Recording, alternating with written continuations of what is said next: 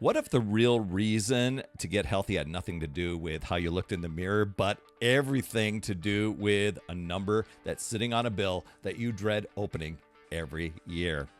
Oh my gosh, I'm going back to 2008. I'm having a conversation at my parents' house, telling a group of friends about, my health and fitness journey, about how I've been mentoring others. And my dad, he was just a great host. And I'm thinking, oh, this is great to be able to that he opened his house for me, right? So later that afternoon, he pulls me aside and said something that absolutely stunned me. He told me that he and my mom wanted to join me and become a coach as well. And so I was like, really? You don't need an exercise. So today I want to tell you why that moment really mattered so much more than it sounds. I mean, it might sound a little bit hokey right now, but stay tuned, because before we get into all that great stuff, if you got a health goal and right now it feels a little bit vague and you got some soft, fluffy goals, but you have a real reason behind that, head over to talktoperry.com. Let's dig into that together, really get specific and clear on your goal so that you can reach them in the simplest way possible. That's over at talktoperry.com. So here's my dad. He's in his mid-60s. Freshly retired. I had rarely seen him exercise beyond maybe softball, maybe the YMCA membership way back in the day, maybe playing racquetball or something like that. But my first reaction was one word when he said, me and your mom, we want to join you. And I'm like, why? What he told me explained everything, and it's something that I hadn't totally even thought that would be a reason. Now, he had been fighting type 2 diabetes for about 20 years. So it's not like he told me that. And I'm like, oh, you've been dealing with that. I knew that already. And my mom was recovering from breast cancer.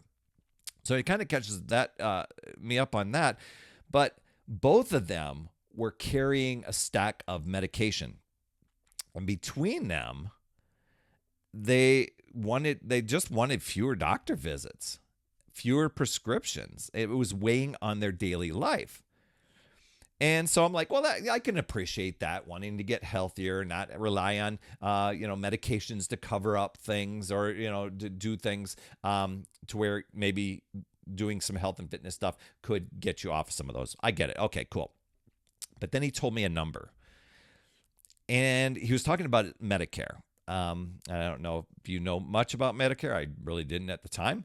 But he said there's this gap in Medicare where prescriptions get covered up to a certain point, and then they're expected to pay out of their pocket a certain amount. And once they get beyond that certain amount, then it gets covered at a certain, beyond that. So, but it doesn't get covered until you hit that higher level. So they hit that, prescription cost really fast. So now they got to come up with money out of their pocket. You may have heard this term. It's called a donut hole. And a donut hole is what was costing them. And it was costing them $16,000 a year. I mean, it was $8,000 combined each. And they're on a fixed retirement income. Now, that number changed everything about how serious they were. Getting healthy, it just wasn't just a nice idea anymore. It was tied to a specific dollar amount that they could actually shrink if their health improved. And so, they still had to be on some medication. So I'm not saying, it's like, oh my gosh, they got healthy and fit and, got off things. But they did reduce that amount. And with, as we went along, we were able to help cover that donut hole. But we sat down, we built a plan together, one that was built actually around closing that gap instead of just hoping that things would generally get better.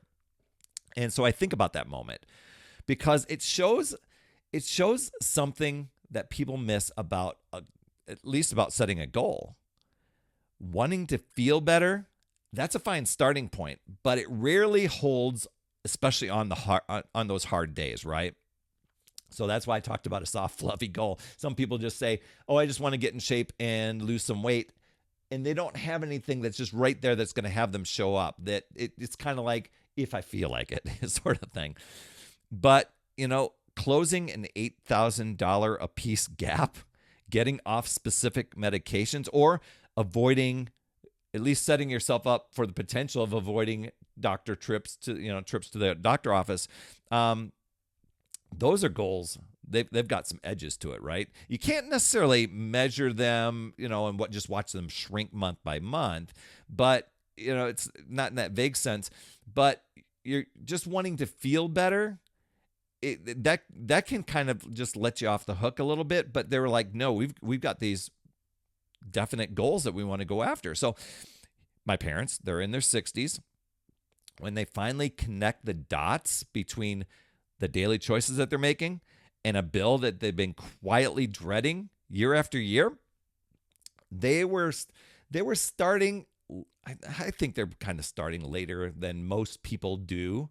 When I tell people, it's like, oh, my parents started exercising when they were 66. It's like, really? A lot of times when people are turning 40, people are usually saying, oh, it's too late in life for me to get in shape, right? But they had a number attached to it. They had a specific goal attached to it. And that's a huge thing. So if your goals feel a little bit fuzzy, and it doesn't have to be a health and fitness goal, but just any goal, that's where you've got to get really clear. Specific number, or maybe it's a date, maybe it's some details that are hiding underneath the story. Just asking yourself, why is that important? Just like it was for my parents. You don't need to decide the perfect reason to get healthy. You just need one specific enough that you can't talk yourself out of it, especially when life goes a little bit sideways and life really gets hard. You've got this, my friend. I'd love to hear your top takeaway from today. Have you ever experienced the donut hole or know people that have? Love to hear what you have to say with that story. You absolutely rock, my friend. And as always, remember, it's never too late. We'll see you next week. That's another Power Blast podcast in the books. Thanks so much for tuning in. And remember, when you are ready to recharge your battery, make sure you go to talktoperry.com. That's talktoperry.com. That's Perry.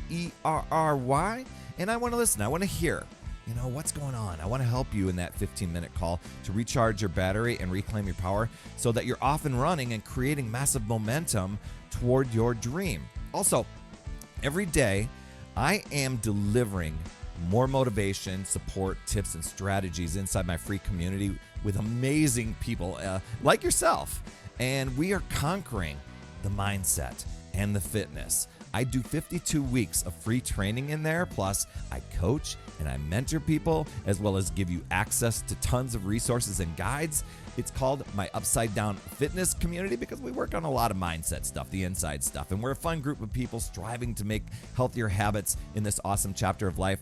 So make sure you get in there. I promise you'll absolutely love it. Just head over to upsidedownfit.com and you can get into the group. And hey, you would be an awesome friend if you get over to iTunes or wherever you listen to your podcast and leave an honest rating and review for the Power Blast podcast. It helps awesome people like you find this show even faster, and that's who I'm looking for, awesome people like you. That's all I have for this week, my friend, and just to let you know, you absolutely rock. That's all I have for this week. I'll see you on the next Power Blast podcast, and always remember, it's never too late. We'll see you next week.